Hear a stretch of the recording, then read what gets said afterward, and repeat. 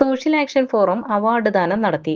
പോട്ട little flower church social action ഫോറത്തിന്റെ ആഭിമുഖ്യത്തിൽ 10-12 ക്ലാസുകളിൽ എല്ലാ വിഷയങ്ങളിലും A+ വാങ്ങി ഉന്നത വിജയം നേടിയ മുഴുവൻ കുട്ടികൾക്കും വിദ്യാഭ്യാസ അവാർഡ് ദാനം നടത്തി. സ്റ്റേറ്റ് CBSE ICSE വിഭാഗം കുട്ടികളെ ഉൾപ്പെടെ ക്യാഷ് അവാർഡും മൊമന്റോയും നൽകി ആദരിച്ചു. ശനിയാഴ്ച രാവിലെ 9:30 ലിറ്റിൽ ഫ്ലവർ ചർച്ച് കോംപ്ലക്സ് ഹാളിൽ നടന്ന ചടങ്ങിൽ വികാരി ഫാദർ ടോം മാളിയേക്കൽ അധ്യക്ഷത വഹിച്ചു. സോഷ്യൽ ആക്ഷൻ ഫോറം രൂപത എക്സിക്യൂട്ടീവ് ഡയറക്ടർ ഫാദർ തോമസ് നട്ടേക്കാടൻ ഉദ്ഘാടനം നിർവഹിച്ചു.